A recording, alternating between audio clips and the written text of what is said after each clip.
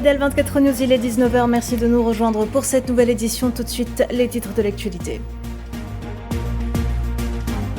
La une ce soir, au moins 27 Palestiniens assassinés dans un nouveau massacre commis par les forces sionistes contre des civils près d'un centre d'aide humanitaire à Rafah.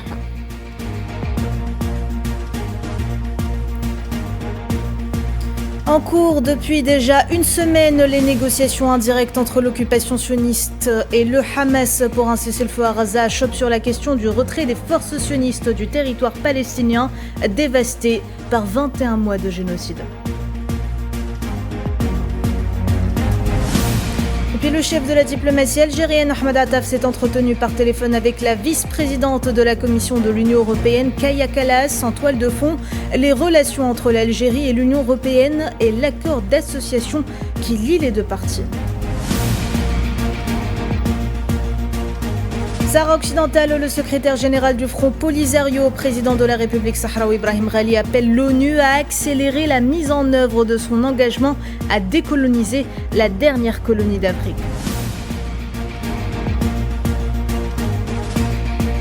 Et enfin, le président américain Donald Trump surenchérit, annonce 30% de droits de douane pour l'Union européenne et le Mexique.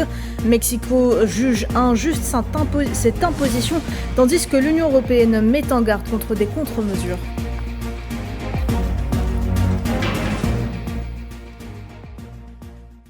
Bonsoir à toutes et à tous. Comme vous le savez, l'agression génocidaire sioniste se poursuit toujours sur la bande de Gaza pour le 116e jour consécutif depuis la violation de la partie sioniste de l'accord de trêve. Les bombardements sont incessants et la liste des martyrs ne cesse de s'allonger. Le bilan s'est une nouvelle fois alourdi ce samedi à 57 882 martyrs et 138 095 blessés. Selon les autorités palestiniennes de la santé, les corps de 59 civils, dont une majorité d'enfants, sont arrivés dans les hôpitaux de la bande, et ce, au cours des dernières 24 heures.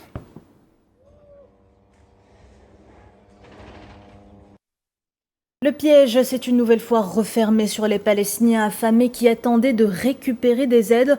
Au moins 27 civils sont tombés en martyrs et une centaine d'autres ont été blessés ce samedi dans un nouveau massacre commis par les forces d'occupation sionistes près d'un centre d'aide humanitaire à Rafah, au sud de la bande de Gaza. Selon des sources médicales, il serait une soixantaine à avoir été assassinés dans des bombardements et tirs de l'armée sioniste sur diverses zones de l'enclave depuis l'aube de ce samedi.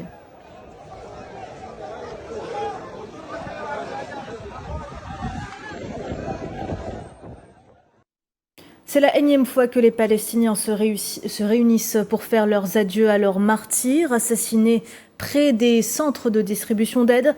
Les survivants, eux, témoignent de l'atrocité de la scène. Pour eux, il n'y a aucun doute. Les tirs ne sont en aucun cas aléatoires, bien au contraire. Ils sont pris pour cible avec la plus grande des précisions. On écoute. Nous étions dans la zone de Chakouch. Nous étions assis et soudain, il y a eu des tirs dans notre direction pendant 5 minutes. Nous avons été pris au pied sous les tirs. Les tirs étaient ciblés, ce n'était pas aléatoire. Certaines personnes ont reçu une balle dans la tête, d'autres dans le torse. Un gars à côté de moi a reçu une balle directement dans le cœur. Il n'y a pas de pitié là-bas, pas de pitié. Les gens y vont parce qu'ils ont faim, mais ils meurent et reviennent dans des sacs mortuaires.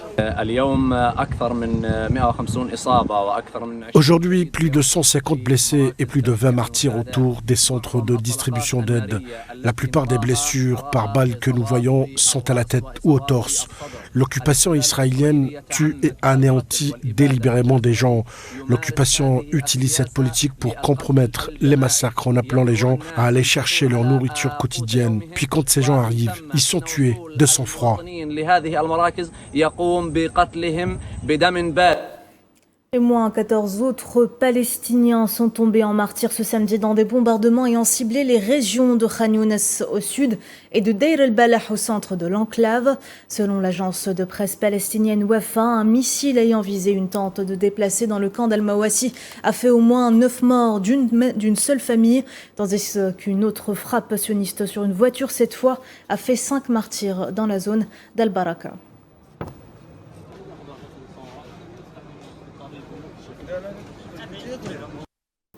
Malheureusement, le camp de déplacés d'Al-Mawassi est devenu un endroit où la mort a été banalisée. Symbole tragique du génocide, cette zone s'est transformée en un piège mortel où des familles entières sont quotidiennement décimées sous les bombardements. Maria Chouillard.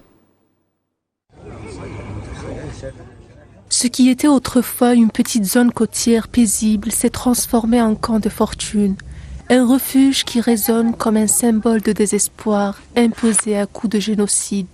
Al-Mawassi, désigné pourtant par les sionistes comme zone humanitaire, les frappes ne cessent pas, elles s'intensifient, même lors des rares annonces de cessez-le-feu. Hier soir, des civils entassés ont été touchés au plein cœur de ce soi-disant abri. 10 personnes sont tombées en martyrs, dont la majorité étaient des enfants. Nous appelons à un cessez-le-feu, mais à chaque fois que la trêve est évoquée, les frappes et les massacres s'intensifient et les déplacements forcés augmentent. Al-Mawassi est censée être une zone sûre, disent-ils. Mais nous découvrons qu'elle est devenue une zone de feu, une zone de mort. Aujourd'hui encore, plusieurs frappes ont touché ces lieux, tuant des personnes réfugiées sous des tentes. Et cette nuit, les bombardements sur Khan Younis ont été incessants. Ici, les frappes ne cessent jamais. Al-Mawassi est devenu le théâtre des massacres silencieux, une zone où la mort s'est banalisée, où les enfants meurent sans même avoir étanché leur soif ou apaisé leur faim. Il est né en juillet, il a été tué en juillet. Il venait d'avoir 5 ans, ils me l'ont pris. Le monde ne voit pas, il ne voit pas les enfants qui meurent. Qui pensez-vous que l'on tue? Des combattants? Est-ce que mes enfants sont des combattants? Ils dormaient, assoiffés, affamés. Mon fils m'a dit, je veux un morceau de pain, je veux manger. Il est mort sans même manger, sans ce morceau de pain. Ma fille est en soins intensifs, elle se réveillera orpheline. Il ne reste plus personne, ma famille a été effacée. Des milliers de vies fauchées, des familles entières ensevelies sous les décombres. Les deuils se succèdent et les prières pour les morts deviennent le quotidien des déplacés. Al-Mawassi, l'espoir s'éteint un peu plus chaque jour, écrasé sous les bombes. Ici, la question n'est plus de savoir si l'on survivra, mais quand tombera le prochain missile. Et au milieu de cette tragédie, le silence assourdissant de la communauté internationale résonne plus fort que jamais. Les pourparlers à Doha, lancés dimanche dernier entre le mouvement de résistance palestinien Hamas et l'entité sioniste, se poursuivent toujours. Selon des sources de l'AFP, les négociations rencontrent, je cite, des obstacles et des difficultés complexes, mettant en cause l'insistance de la partie sioniste à s'en tenir à une carte qui prévoit le maintien de ses forces d'occupation sur plus de 40% de la superficie de Gaza.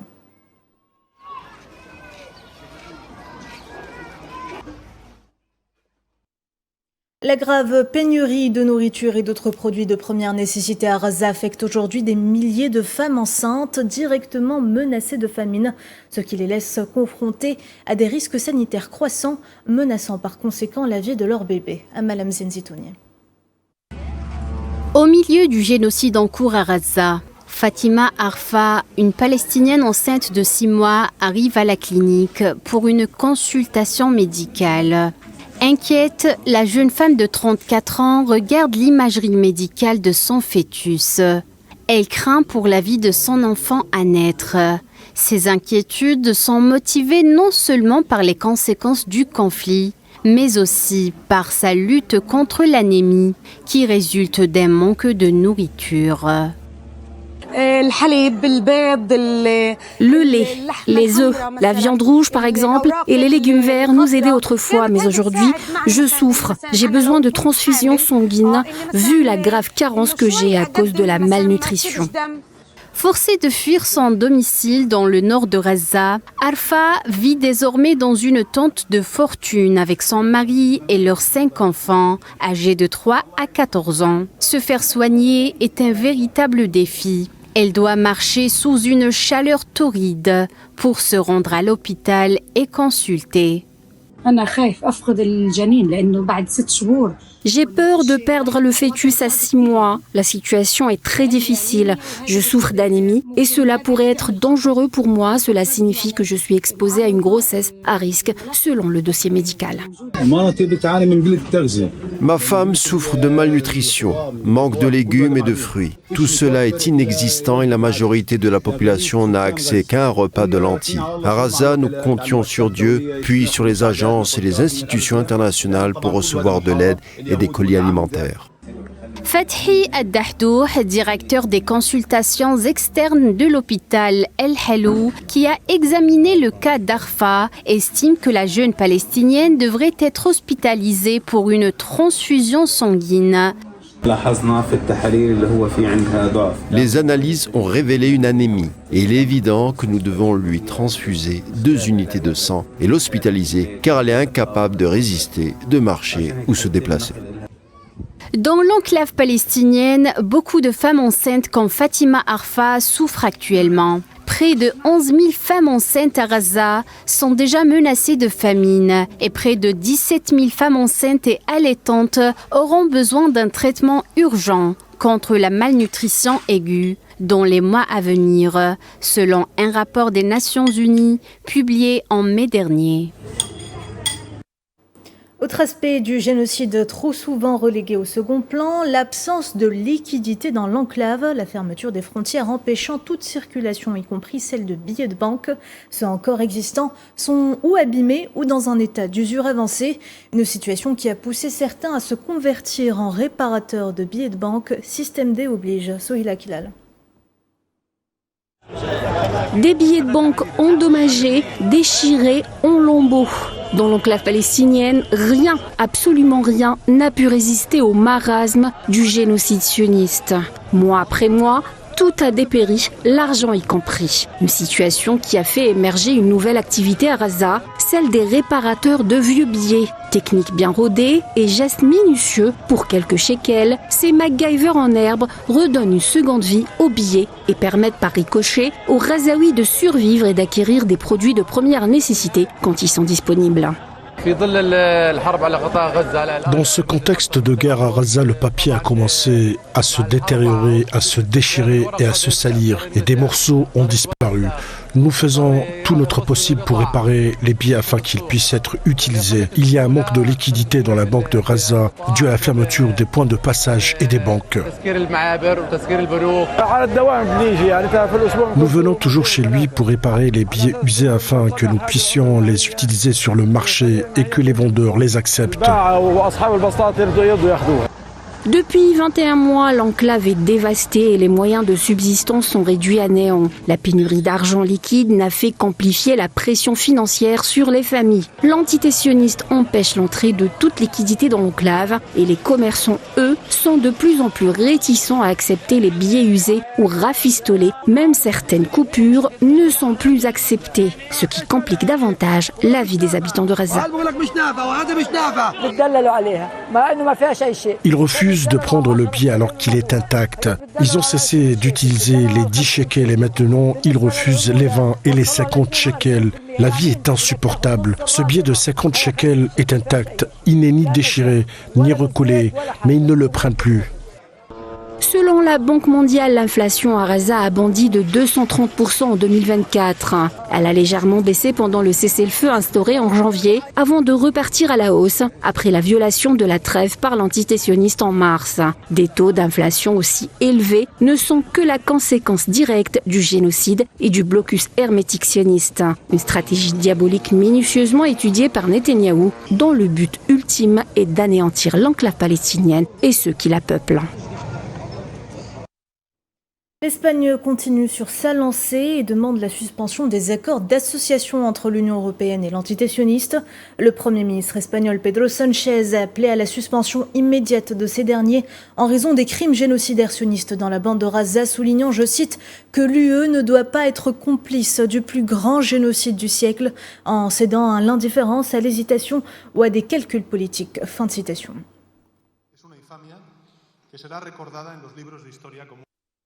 En Grande-Bretagne, des dizaines de députés du Parti travailliste, parti au pouvoir au Parlement britannique, ont appelé le gouvernement de leur pays à reconnaître immédiatement l'État de Palestine et à prendre des mesures pour empêcher l'entité sioniste de déplacer la population de la bande de Gaza.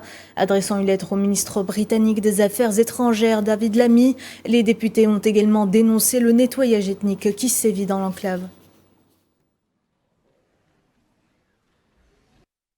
On reste à Londres où une quarantaine de membres du collectif Palestine Action ont été arrêtés ce samedi par la police britannique alors qu'ils manifestaient pacifiquement en opposition au génocide sioniste à Gaza.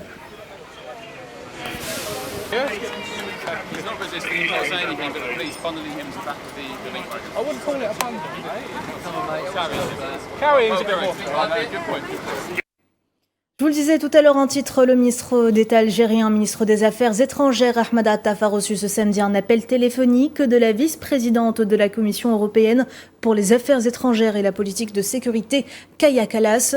Les entretiens entre les deux parties ont porté sur l'état et les perspectives des relations entre l'Algérie et l'Union européenne, aussi bien dans leur volet bilatéral relatif à l'accord d'association entre les deux parties que dans le cadre multilatéral incluant les pays de la rive sud de la Méditerranée.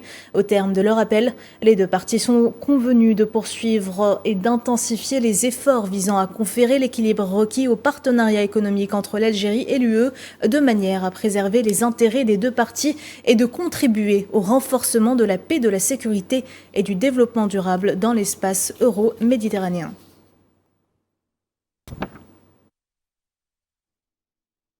Le premier groupe d'enfants de la communauté algérienne établie à l'étranger est arrivé ce samedi à l'aéroport international Houari Boumediene d'Alger pour participer au camp d'été organisé dans différentes wilayas côtières du pays, et ce à l'occasion de la saison estivale. L'organisation de ces camps d'été s'inscrivait dans le cadre de la mise en œuvre des instructions du président de la République Abdelmadjid Tebboune visant à réserver un quota de 2000 enfants de la communauté nationale établie à l'étranger pour participer au camp d'été en coordination avec la Grande Mosquée de Paris. Un programme riche et varié a été élaboré dans 9 centres situés dans 13 wilayas côtières pour permettre aux enfants de passer leurs vacances d'été. Ce programme vise donc à ancrer les valeurs nationales et le sens civique et à renforcer les compétences en communication et de renforcer les liens entre la communauté nationale à l'étranger et son pays à travers une série d'activités culturelles et éducatives ainsi qu'historiques.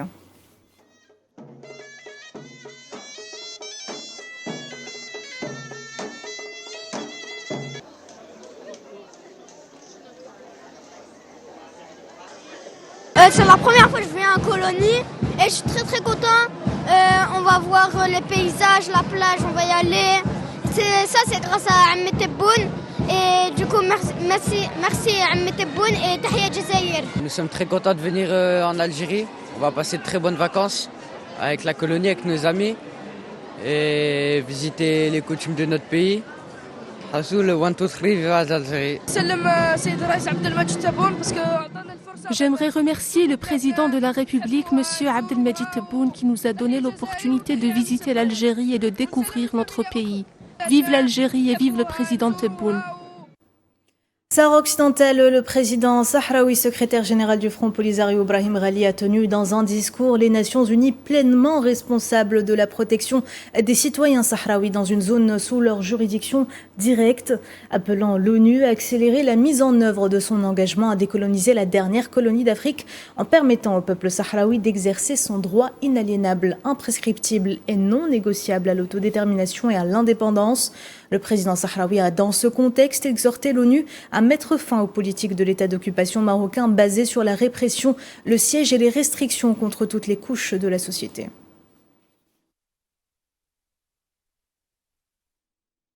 Au Maroc, les associations et partis ont condamné hier vendredi dans une déclaration commune l'agression et la répression du régime du Merzen contre les défenseurs des droits de l'homme, les militants et les journalistes, à l'instar du président de l'association marocaine pour la protection des deniers publics, Mohamed El Ghaloussi, contre lequel une plainte a été déposée par un député du Parlement. Les partis et associations signataires de la déclaration qui fait suite à leur réunion au siège du Parti socialiste unifié à Marrakech appellent à la libération des prisonniers d'opinion et des membres de mouvements sociaux et demande aux autorités du Merzen de rendre des comptes et d'empêcher l'impunité des pilleurs de fonds publics.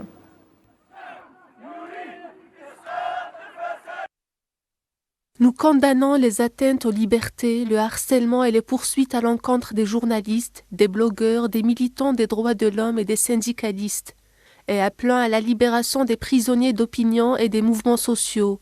Nous tenons l'État marocain pour responsable de l'application de la loi en obligeant les pilleurs de fonds publics à rendre des comptes et en empêchant l'impunité pour les crimes commis contre les fonds publics. Nous demandons à l'autorité judiciaire de Marrakech d'accélérer les procédures dans les affaires de corruption et de pillage des deniers publics et de prendre des mesures strictes contre les détournements. Nous craignons que la position et les relations dont jouissent certains accusés de corruption puissent avoir un impact sur la conduite du procès.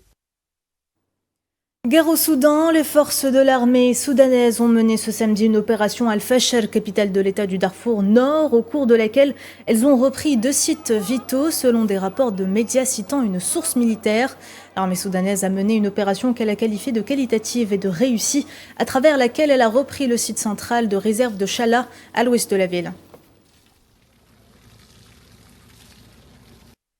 L'armée soudanaise qui a par ailleurs annoncé l'élimination d'un grand nombre des forces de soutien rapide dans l'axe du sud de la ville d'Al-Fasher. Les médias soudanais ont rapporté qu'un calme prudent régnait sur la ville, l'armée ayant bombardé les positions du sud avec l'appui de drones de reconnaissance, tandis que les drones des FSR intensifiaient leur vol dans le ciel d'Al-Fasher. Conflit en Ukraine, de nouvelles frappes de drones amputées à la Russie ciblant dans la nuit de vendredi à samedi. L'ouest de l'Ukraine a fait au moins 2 morts dans la ville de Tchernivtsi, à la frontière avec la Roumanie. À noter que les villes de Lviv et de Loutsk ont également été lourdement touchées selon le ministère ukrainien des Affaires étrangères.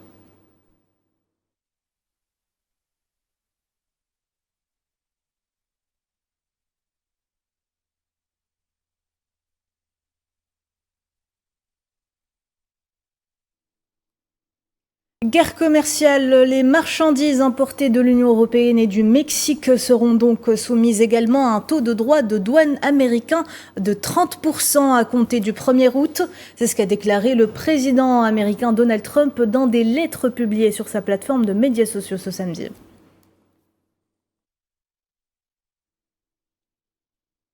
De son côté, la présidente de la Commission européenne, Ursula von der Leyen, s'est dit prête à prendre les mesures nécessaires pour protéger ses intérêts si les États-Unis décident d'imposer un taux de 30% sur les produits européens à partir du 1er août, déclarant la possibilité de l'adoption de contre-mesures proportionnées si nécessaire.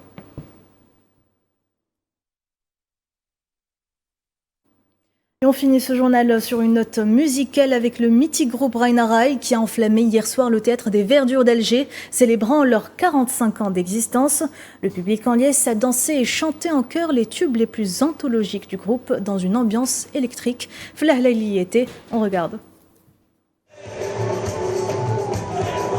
Un vent de nostalgie musicale a soufflé sur la capitale Alger. Au théâtre de Verdure, le mythique groupe Rainaray a retrouvé la scène et son public. La scène algérienne, c'est une scène très chaude, surtout du côté de Naya, Alger et tout ça, c'est un grand public de connaisseurs, qu'on le veuille ou pas. Il y a beaucoup de gens qui s'intéressent à Rainaray et qui croient en Rainaray et qui croient en l'avenir de Rainaray. Depuis les années 80, leur musique traverse le temps. Des titres comme Yazine Adiri Latay résonnent encore dans toutes les mémoires et sur toutes les lèvres.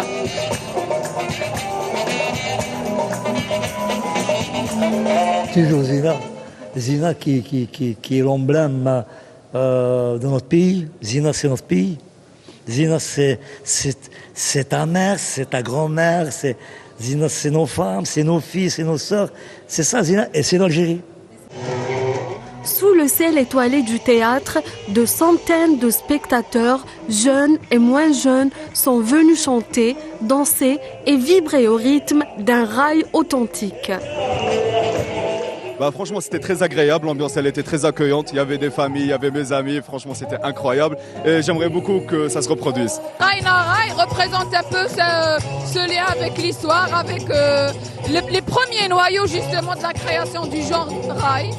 Et puis moi personnellement j'aime pratiquement tout leur répertoire musical. Je représente le rail authentique Il représente un niveau, le meilleur niveau du rail qu'on connaît et qui, comme je vous le disais, est en déclin depuis une trentaine d'années. Ça fait plaisir de voir qu'il y a des gens de toute génération qui sont là, qui apprécient un groupe qui date des années 70, je pense. Plus qu'un concert, le groupe Raïna Rai est une véritable célébration de l'identité musicale algérienne.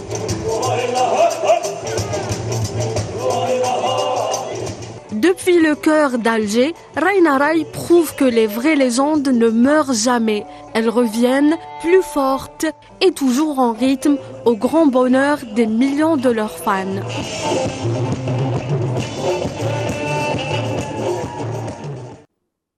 Et comme on dit, le fan Raï Kharj Med Bla'abbas. C'est la fin de cette édition. Madame, monsieur, merci de l'avoir suivi. L'actu continue sur Al24 News. Excellente soirée à tous. À demain.